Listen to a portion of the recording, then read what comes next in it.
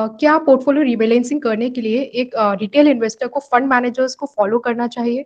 But fund managers का देखा गया है कि वो लिक्विडिटी मेंटेन करनी होती है, उनको एनएवी का एक राइट अप्रोच दिखाना होता है अपने क्लाइंट्स को। तो क्या ये सही स्ट्रैटेजी होगी या आपके हिसाब से क्या बेस्ट स्ट्रैटेजी होनी चाहिए? डेफिनेटली देखिए, रीबैलेंसिंग बहुत ही इंपॉर्टेंट एस्पेक्ट है।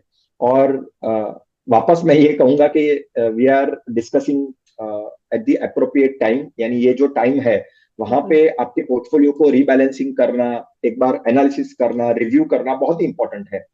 देखिए, फंड मैनेजर्स के गोल्स और रिटेल इन्वेस्टर्स के गोल्स में डिफरेंस हो सकता है, राइट।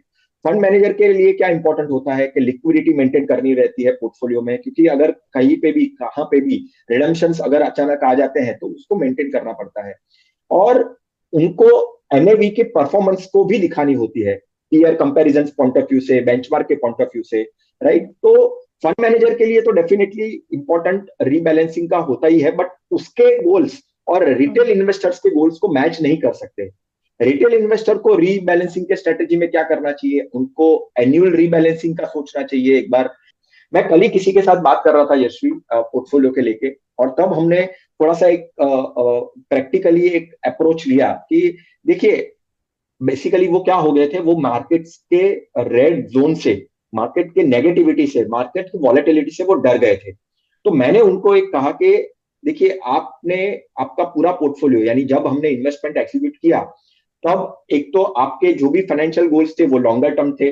आप इक्विटी के रिटर्न के पॉइंट ऑफ व्यू से अट्रैक्ट हुए और आपने कहा कि नहीं, मुझे विरल पूरा पोर्टफोलियो इक्विटी में रखना है।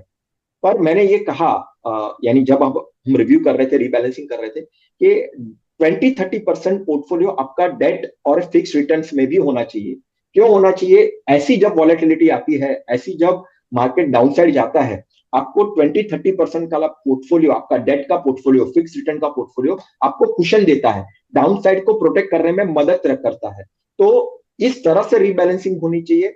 पर सबसे इंपॉर्टेंट क्या है यशवी, के आपके investments goal planning point of view से करना।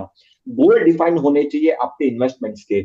आप अगर short term, medium term, long term, ऐसे सिंपली 3 बाइफर्केशन करके भी आपकी प्लानिंग करोगे ना, तो आपकी ये मार्केट वॉलेटिलिटी या मार्केट का डाउनसाइड आपको आपको फर्क नहीं पड़ेगा, आपको चिंता में नहीं डालेगा। और इसीलिए भी रीबैलेंसिंग और reassessment of your investment is very much necessary.